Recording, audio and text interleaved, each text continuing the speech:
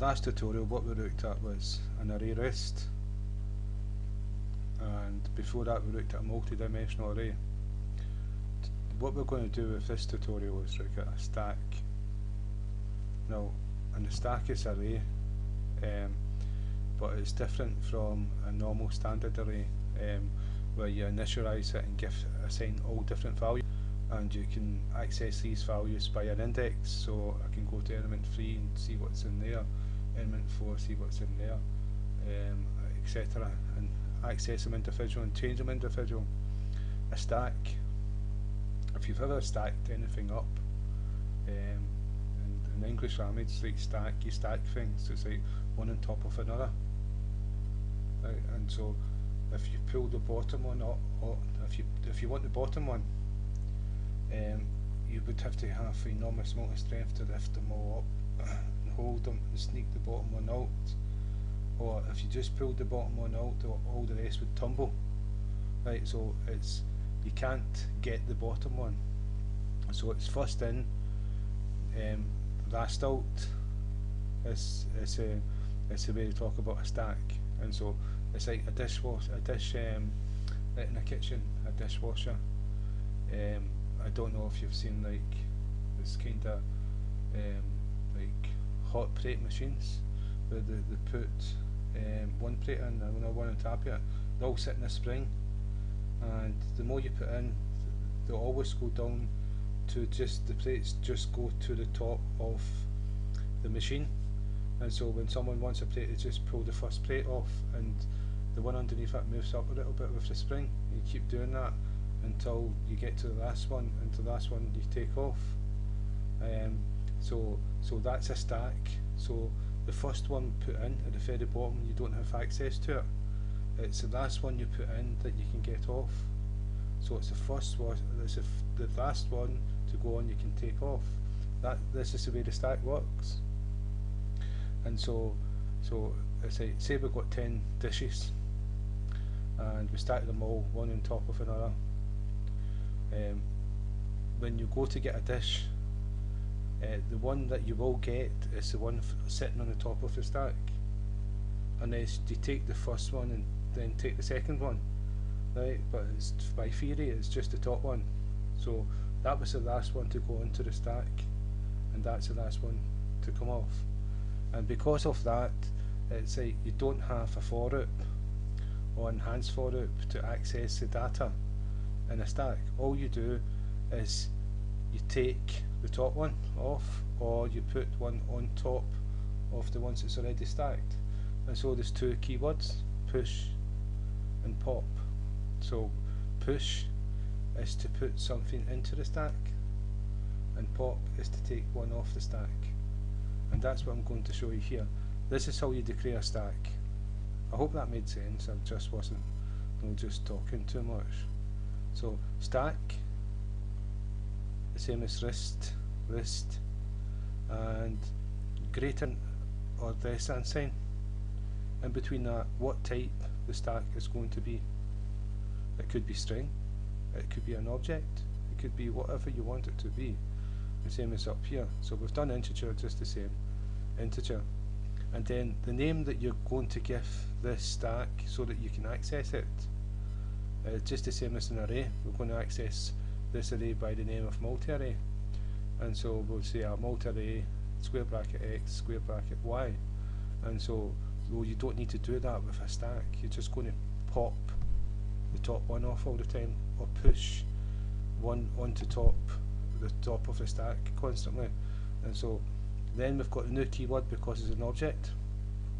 Then we've got the stack again, and then we've got the greater than and less than sign, and the type that the stack holds, and it's an integer. And then the brackets, because this is the constructor part, and end of the command, semicolon. So it's the exact same as this here. Oh no, it's not a list or array list, it's a stack. And we don't need to do numbers.add and add each element. You can only add one at a time, and that one always goes to the top. So there's no index number 0 to 10 or 0 to 100 or anything like that. You just keep building the stack. And so how you put something onto the stack, it's dish cup. We called it dish cupboard, right? And so dish cupboard dot push, and we pushed number 44 on, and then we just print out dish cupboard, and it will print out the set, the numbers that's inside the stack. And you can see inside the square brackets is number 44. So we're going to push another one on. Control C. And what we'll push on here is 67.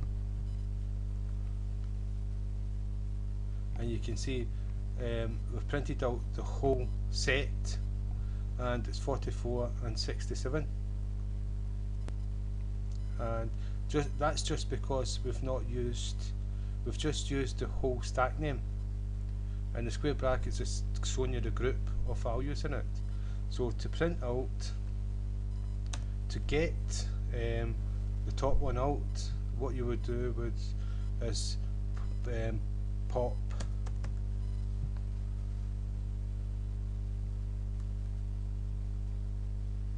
right. So this should actually take the last one to go on, which was 67 off, and I'm not too sure if it returns, so we're going to just see, because we're doing it as we go along. It did print out 67. No, 67 is not part.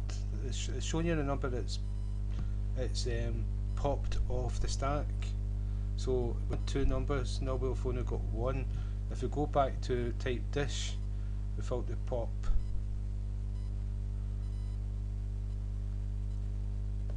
then if we run it, we'll see that we've just got one number. No, we've still got two numbers. Right, so that's not right.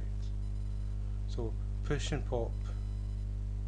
Pop is to take off, and we're just going to do dish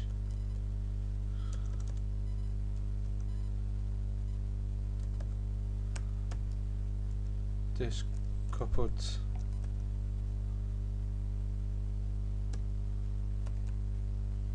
dot pop integer, the semicolon, and see what happens now. 44. The reason why it didn't pop the 67 off the first time we done it was because we used it inside the print method. That's the only reason I can assume why it didn't do it, because pop takes one off and push adds one on. So what we're going to do is make quite a few. We're going to put quite a few. We're going to put quite a few quite a few numbers on. Right, and we'll make that one 7. And make this one 6. Make this one 13. And we'll make this one 80, because 13 and 67 is 80. I think. And so let's go. So you can see we've got 1, 2, 3, 4 on, and so we popped on 44, we popped on 80, we popped on 13, and we popped on 6. And did we pop on 7? Yeah, popped on 7, but I think we took one off. Yeah, we popped on 7, but we took that off with the pop. And so if I run the program again, you'll see 7's on. So now you can see the 7. And if we run the pop, the 7 will be gone. The 7's gone. Right, and so what I'm going to show you is, right, I'm going to do more pops.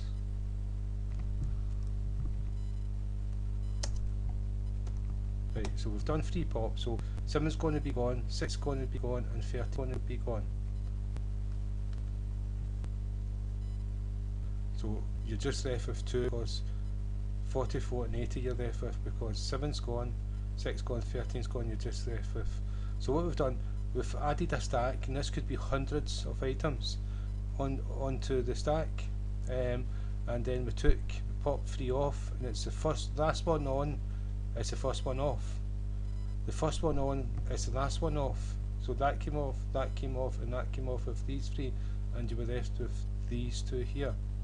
Now, you may say, well, what can we use that for? It's very useful, and it's the way memory works. It's like first on, first off.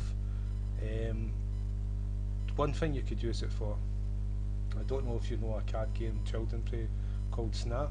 It may be a different word in different, you use a different name or in different countries, but what it is you get a pack of cards and it's shared between 2 or 3 or 4 people, depends how many people are playing, children we were dealing with, and they don't look at their cards, and each one turns a card and puts it in the centre, and one puts it in. When a card's the same, they slam their hand down on the cards and say snap, and they keep that bunch of cards. Now, what you could use a pop for, and it's only suggestion is how many cards, probably, I'm not too sure, 52 or something like that, I don't know, I don't play cards, but there's so many cards in a pack, and it's shared between those children. And it's usually funny faces, happy faces and things like that, and as those cards are given to the children, they don't mix the cards, they just turn the first one. So it's kind of like the pop, and as a given to each one, it's kind of like the push, and so that could be like a stack they've got in their hand, and in the computer program you would like pop, and the ones that they just won, I'm not too sure how you do that, but that's just a general thing you could use it for. So but it does have its uses, and the memory does work that way, and so thank you for your time. I hope that I hope I've not spoken a lot of nonsense, but that stacks, and that's how they work. It's a push and pop, and it's as simple as that. No, it's not any more complicated. You can look at the for it for a normal integer. That's more complicated. You look at accessing array list. That's more complicated. This is very simple. So that stacks in Java. So again, thank you for your time.